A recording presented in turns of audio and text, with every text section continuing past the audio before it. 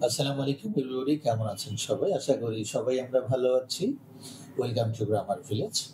আজকে আমি যে বিষয় নিয়ে কথা বলবো সেটা হলো যেভাবে আপনি আপনার বাচ্চাকে ম্যাথুরিটি শেখাবেন এবং সেই সাথে মেধাবী স্টুডেন্ট হিসেবে গড়ে তুলবেন।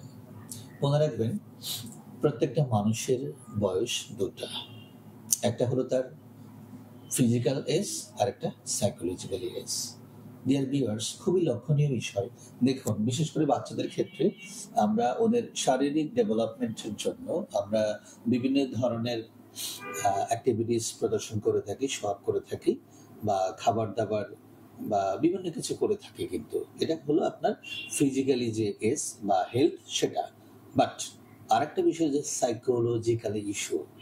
যেহেতু আমি দীর্ঘদিন বাচ্চাদের সাথে স্কুলিংয়ে কাজ করছি, সো দেখুন, আপনাদের বাসায় একটা কি দুটা বা তিনটা বাচ্চা, বাট আমাদের এখানে কিন্তু অসংখ্য স্টুডেন্ট আসে। এখানে কিন্তু আমরা বিভিন্ন স্টুডেন্টের সাথে কথা বলি, ওদের সাথে কাজ করি, ওদের ম্যানার বিহেভ অ্যাক্টিভিটিসগুলো কিন্তু আমরা কম্পেয়ার করতে পারি যে কোন বাচ্চা কেমন।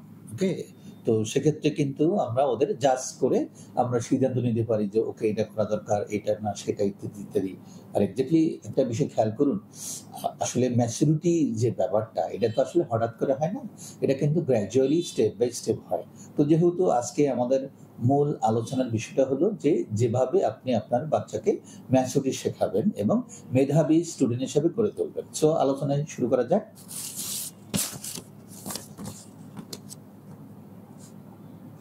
আচ্ছা, সর্বপ্রথম আপনি যে কাজগুলো করবেন, আমাদের বর্তমান ডিজিটাল যুগে বেশিরভাগ ক্ষেত্রে কিন্তু দেখা যায় যে বাবা এবং মা উভয়ই কিন্তু অ্যান্ড্রয়েড মোবাইল বা ল্যাপটপ বা টিভি ইউজ করেন, রাইট?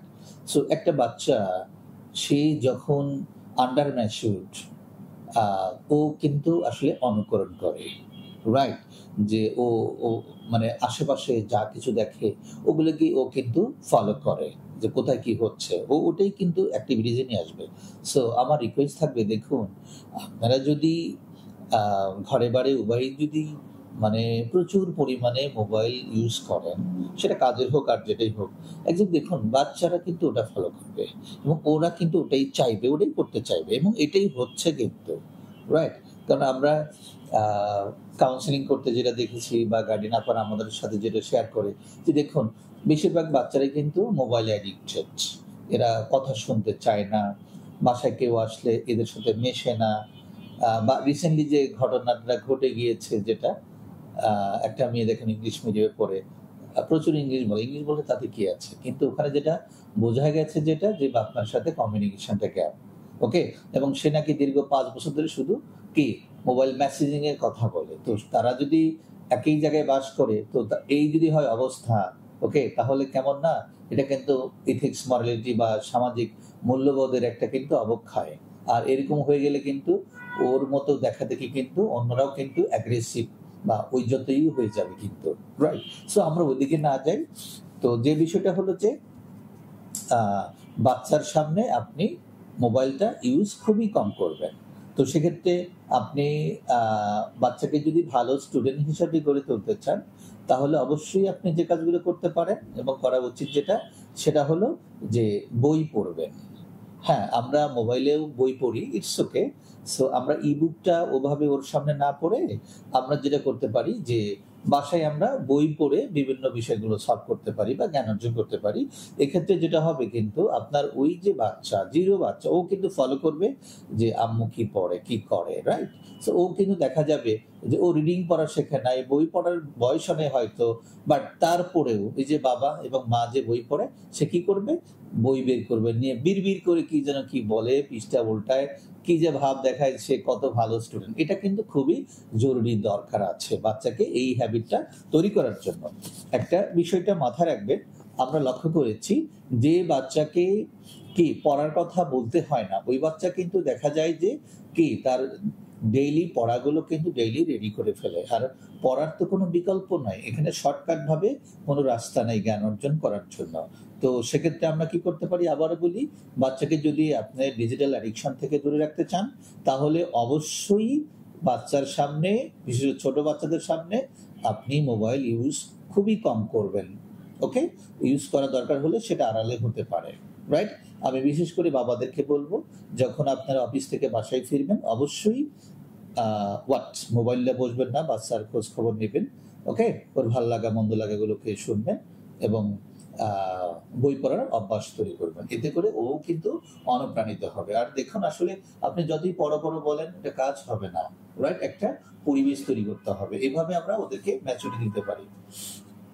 আচ্ছা, আর একটা বিষয় যেটা সেটা হলো বাচ্চার বয়স বাড়ার সাথে সাথে বাচ্চার নিজের কাজগুলো নিজেকে দ্বারা করাবেন, অর্থাৎ যার যার কাজ শেষে করবে। এতে করে সে কি হবে, তার দৈনন্দিন কাজের যে একটা হ্যাবিট বা অ্যাক্টিভিটিস ওরা রেডি হয়ে যাবে এবং ওটা যে তার রেসপন্সিবিলিটি এটাও কিন্তু গ্রো হয়ে যাবে। অনুরূপভাবে পড়াশোনাও যে তার যে দায়িত্ব, এটা নিজের কাজ, ওকে, এটাও কিন্তু মানে কি অভ্যাসে পরিণত হয়ে যাবে যে পড়াশোনা এটা আমার কাজ, এটা ফেলে রাখা যাবে না, এটা আমাকেই করতে হবে। তাহলে কি অ্যাট এ টাইম সে কি হবে, তার পড়াগুলো রেডি করবে, আর আপনাকে কিন্তু ওকে নিয়ে নানান জায়গায় দৌড়ানোর কোনো প্রয়োজন হবে না, রাইট? ওকে, বাচ্চাকে খেলার পরিবেশ দিন, চেনা জানা অন্যান্য বাচ্চাদের সাথে মিশতে দিবেন। এতে করে তার ভাষাগত জ্ঞান বাড়বে। খুবই কিন্তু লক্ষণীয় এবং গুরুত্বপূর্ণ একটা ইস্যু। দেখুন, আমরা স্কুলের পাশাপাশি যে ল্যাঙ্গুয়েজ নিয়ে কাজ করছি, এখানে আমরা অনেক বাচ্চাকে লক্ষ্য করি যে ও বাংলাই বলে না, ওকে, ও কারোর সাথেই মেশে না, ভেরি মাচ সেনসিটিভ, রাইট?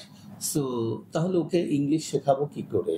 এবং দেখুন, ও কি পারে না পারে সেটাও কিন্তু শেয়ার করে না, কারণ সে কারোর সাথে মেশে না। আর এই হ্যাবিটটা কিন্তু বাসা থেকেই আপনারা ওকে তৈরি করেছেন। ওকে, সো রিকোয়েস্ট থাকবে যে একটা বাচ্চাকে বড় বানাতে চাইলে, ম্যাচিউরিটি তো দিতে চাইলে অবশ্যই কি করবেন, আপনার বিশ্বস্ত পরিচিত যে আদার্স আরো বাচ্চারা আছে ওদের সাথে মিশতে দিবেন। তাহলে ওরা খেলার স্থলে বিভিন্ন কথাবার্তা বলবে, শুনবে। এতে করে কিন্তু ওদের পরিবেশগত ভাষাগত যে বিষয়টা এটা কিন্তু ওদের রপ্ত হয়ে যাবে। তো সেক্ষেত্রে দেখা যাবে যে ওরাও কিন্তু যে কোনো জায়গায় ক্লাসে বাতাস জায়গায় অতি সহজে ইজিলি নতুন এনভায়রনমেন্টে ওরা খাপ খাইয়ে নিতে পারবে। আচ্ছা, নেক্সট বিষয়টা যেটা, বাচ্চা কি বলতে চায় বিরক্ত না হয়ে মনোযোগ দিয়ে শুনুন এবং তার প্রশ্নের উত্তর দিন। এতে করে তার জানার আগ্রহ বাড়বে এবং পরবর্তীতে ক্লাসে কোনো পড়া না বুঝলে টিচারকে প্রশ্ন করবে এবং প্রশ্ন করতে সাহস পাবে। এতে করে তার ক্লাসের পড়া 60 থেকে 70% পড়া ক্লাসে রেডি হয়ে যাবে। এটা কিন্তু খুবই খুবই ইম্পর্টেন্ট একটা ইস্যু। কারণ দেখুন, আমরা ক্লাসে পড়াচ্ছি, ম্যাডামরা টিচাররা ম্যাডাম ক্লাসে পড়াচ্ছে, কিন্তু অনেক বাচ্চাই আছে না, ও কি যে পারে না তাও জানে না। টিচার জিজ্ঞেস করে, তুমি বুঝেছো, হ্যাভ ইউ আন্ডারস্টুড? বলে yes madam, yes teacher. So exactly not like this. ব্যাপারটা যদি এরকম হয় যে কোনো ভয় ভীতি হেজিটেশন ফিল না করে কোনো পড়া কোনো বিষয় না বুঝলে টিচারকে ক্লাসে জিজ্ঞেস করবে যে টিচার এটা কি বুঝি নাই, এটা কি হবে, এটা রাইট? তাহলে কিন্তু কি হবে, ক্লাসের পড়াগুলো ক্লাসেই রেডি হয়ে যাবে। এবং শুধু তাই না, আমি এক্ষেত্রে আরো রিকোয়েস্ট করব, সেটা হলো টিচার আজকে ক্লাসে যা পড়াবে বা বাচ্চা নতুন বই পাওয়ার সাথে সাথে যদি সে রিডিং পড়া শিখে যায়, তাহলে যে কাজগুলো করাবে, নতুন বই পাওয়ার সাথে সাথে ওকে আগে বইগুলো পড়তে দিবেন, ওকে এই হ্যাবিটটা করাবেন। যখন একজন স্টুডেন্ট টিচারের কাছে পড়তে যাওয়ার আগে, স্কুলে পড়তে যাওয়ার আগে ওই বইগুলো যদি নিজের আগেই পড়া থাকে, তাহলে সে কি করবে, কোথায় কোথায় কোন চ্যাপ্টারে তার প্রবলেম আছে, কোন ওয়ার্ডে কোন সেন্টেন্সে কোন লাইনে কোন অধ্যায় কোথায় কি প্রবলেম, এটা সে যদি মার্কিং করে রাখে, তাহলে ওই বিষয় নিয়ে যখন টিচার ক্লাসে আলোচনা করবে, অটোমেটিকলি সে কিন্তু ওখান থেকে তার যে না পড়ার যে বিষয়গুলো টিচারের সাথে শেয়ার করতে পারবে। আর যখন একজন স্টুডেন্ট ক্লাসে টিচারের সাথে শেয়ার করে, অটোমেটিকলি সে কিন্তু ওখানে অনেক কিছু ভালোভাবে শিখতে পারে এবং ক্লাসের পড়া ক্লাসে অনেক কিছু রেডি হয়ে যাওয়ার সম্ভাবনা কিন্তু বেশি থাকবে।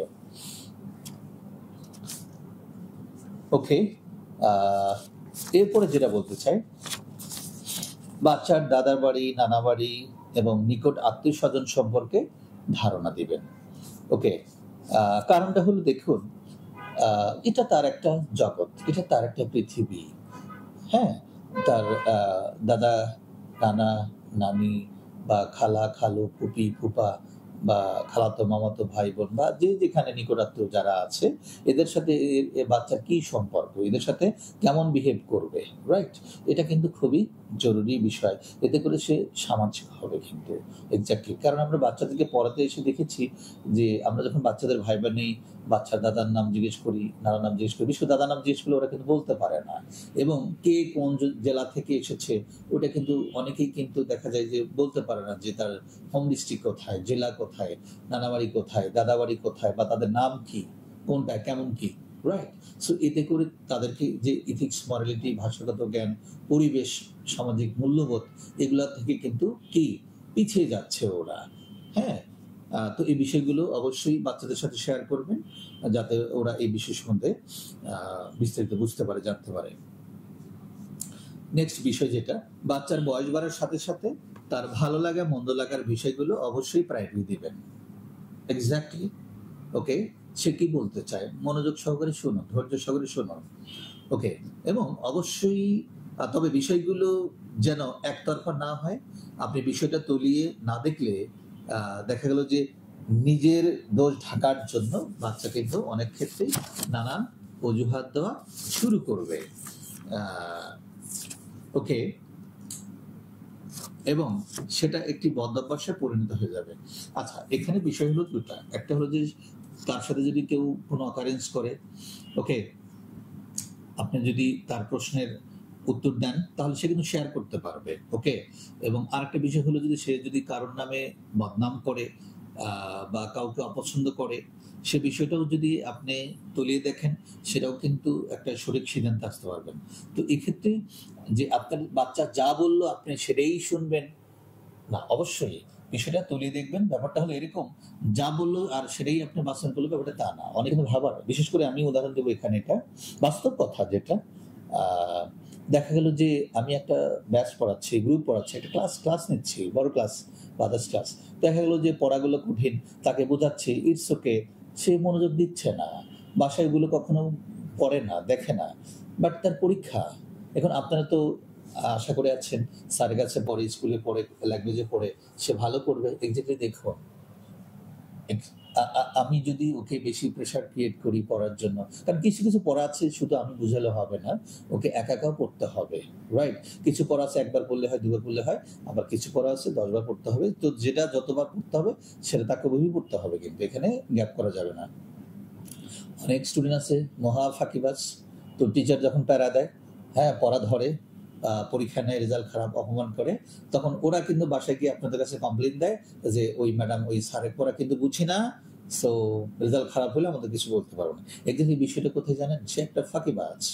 সে টিচারে বদনাম করার জন্য, হোম টিচার হোক, স্কুল টিচার হোক, আর কোনো ল্যাঙ্গুয়েজ কোচিং টিচার হোক, একাডেমিক হোক, সে ওই টিচারের হাত থেকে বাঁচার জন্য সে আপনাকে বাসায় মিথ্যা বলছে, ওকে? সে পড়তে রাজি না, প্যারা নিতে রাজি না, এই হলো বিষয়। তো বিষয়টা কিন্তু এখানে সুবিধা অসুবিধা দুটোই আছে। অবশ্যই আপনারা কি কখনো এককভাবে সিদ্ধান্ত নিতে আসবেন না, অবশ্যই বিষয়টা খুবই যত্ন সহকারে ভেবেচিন্তে সিদ্ধান্তে আসবেন। আচ্ছা, বাচ্চার বয়স বাড়ার সাথে সাথে তাকে বাস্তব জ্ঞান দেওয়া শুরু করবেন। কোন কাজ এবং কোন কথার পরিণাম কি হয়, এক্ষেত্রে আপনি বিভিন্ন ব্যক্তির ঘটনা তুলে ধরতে পারেন। এক্স্যাক্টলি, এটা অবশ্যই কিন্তু ইম্পর্টেন্ট ইস্যু। আচ্ছা, দিনের পড়া দিনে রেডি করাবেন, ওকে? আর এই হ্যাবিটটা যদি করে রাখেন, তাহলে স্কুল থেকে যে পড়াগুলো দেওয়া হয় বা একাডেমিক কোচিং থেকে বা হোম টিউটর যে পড়াগুলো দিয়ে থাকে, তো সেগুলো কিন্তু দিনের পড়া সে যদি দিনে রেডি করে, সে কিন্তু সময়ের সাথে পাল্লা দিয়ে এগিয়ে যাবে। একটা কথা মনে রাখবেন, সময়ের কাজ যদি কোনো বাচ্চা সময় রেডি করে থাকে, সে কিন্তু নির্ঘাত ভালো স্টুডেন্ট হবে, ওকে? আর এক্স্যাক্টলি সময়ের পর সময় রেডি না করলে কিন্তু পরীক্ষা এসে গেছে, ফাইনাল, পড়াশোনা পেন্ডিংয়ে আছে, সে বল নেবে না, ডিম নেবে, কিচ্ছু বুঝবে না, রেজাল্ট কিন্তু পজিটিভ হবে না। আর ওই সাজেশন করে পড়ালেখা করে পরীক্ষা দিয়ে কিন্তু সে প্লাস পেলেও পরবর্তী কিন্তু ভালো লেভেলে চান্স পাবে না। আর একটা বিষয় খুবই লক্ষণীয়, সেটা হলো সকল ধরনের হালাল খাবার এবং সিজনাল ফলমূল, শাকসবজি, মাছ খাওয়ার অভ্যাস করাবেন, ওকে? পড়াশোনা করতে কিন্তু আসলে কি ক্যালোরি লাগে, রাইট? ওকে, রিক্সাওয়ালা পরিশ্রম করে, অনেক কষ্ট হয়, খাবার খায়, বাট বসে বসে পড়লেই যে ক্ষুধা লাগে ব্যাপারটা তা না। এক্স্যাক্টলি ম্যাটারটা হচ্ছে ক্যালোরি। এখানে অনেক ভিটামিন, পুষ্টি, নানাবিধ উপাদান দরকার, যেটা সৃষ্টিকর্তা বিভিন্ন সিজনে বিভিন্ন ফলমূল, শাকসবজি বা খাবার উপাদানের ভিতরে কিন্তু এগুলো দিয়েছে। তো আমরা দেখেছি যে বেশিরভাগ বাচ্চা কিন্তু মাছ খেতে চায় না, সবজি খেতে চায় না। এরা শুধু কি খায়? চিকেন খায়, ফাস্ট ফুড খায়। তো এক্ষেত্রে বাচ্চার এক্স্যাক্টলি শরীরের স্বাস্থ্য যদি ঠিক থাকে, তাহলে তার কিন্তু মনও ভালো থাকবে। দ্যাটস মিন শরীর ভালো থাকলে মন ভালো থাকবে, মন ভালো থাকলে তার পড়ালেখাও ভালো লাগবে এবং তার পরিবেশটাও পজিটিভ থাকবে এবং কি স্কুলমুখী হবে। ওকে? আমরা লক্ষ্য করেছি যে সপ্তাহে ৫ দিন ক্লাস থাকলে স্কুলে দেখা যায় সে ২ দিন আসে না, ১ দিন আসে না, ৩ দিন আসে না। ফোন দিলে শোনা যায় সে অসুস্থ। এটার কারণটা হলো যে সে পরিষ্কার পরিচ্ছন্নতার একটা ল্যাকনেস আছে তার মধ্যে এবং আরেকটা বিষয় হলো যে সে ঠিকমতো খাওয়া-দাওয়া করে না এবং ডিজিটাল অ্যাডিকশন এর কারণে সে ঠিকমতো ঘুমায়ও না। সো তার শরীর চলছে না, সায় দিচ্ছে না। এজন্য তার মন খারাপ। আর মন ভালো না থাকলে তার পড়ালেখাও আসতে মন চাইবে না। সো একটা কিন্তু আরেকটার সাথে খুবই জরুরি। ওকে, জীবন চলার পথে যেকোনো পরিস্থিতি যেন সে কি সামাল দিতে পারে এবং অ্যাডজাস্ট করে নিতে পারে। এই জ্ঞান তাকে শেখাবেন। এটা অবশ্যই ইম্পোর্টেন্ট। কারণ দেখুন, আমরা যারা অভিভাবক আছি আজকে হয়তো আমাদের গাড়ি আছে, বাড়ি আছে, প্রচুর টাকা আছে। কিন্তু দেখুন, যেকোনো মুহূর্তে আমি আপনি নাই হয়ে যেতে পারি। তখন এই বাচ্চাগুলো চলবে কি করে? এদেরকে অতএব সে যাতে স্বাবলম্বী হয়, একা অ্যাডজাস্ট করে ম্যাচিং করে চলতে পারে, তাকে কিন্তু আমরা এই কাজগুলো প্র্যাকটিস করাবো। রাইট? যাতে যেকোনো প্রতিকূল কি পরিবেশে সে নিজেকে অ্যাডজাস্ট করে নিতে পারে বা সার্ভাইভ করতে পারে। সে যাতে ভেঙে না পড়ে, তার পড়ালেখা যাতে পিছিয়ে না যায়, সেজন্য কন্টিনিউ করতে পারে। ওকে? তো সেক্ষেত্রে তাকে অবশ্যই বাস্তব জ্ঞান দিবেন। ওকে, মনে রাখবেন, আপনি আপনার বাচ্চাকে যত বেশি সময় দিবেন, আপনার বাচ্চা তত বেশি কি হবে? ম্যাচিউরড হবে। ওকে? সাহসী হবে এবং তত বেশি কি ঝুঁকি নিয়ে কি আপনার সলিউশন বের করতে পারবে। ওকে? সো বিষয়গুলো অবশ্যই বুঝতে পারবেন। বুঝতে পেরেছেন। আ ভালো থাকবেন। আবার দেখা হবে, কথা হবে। বাই।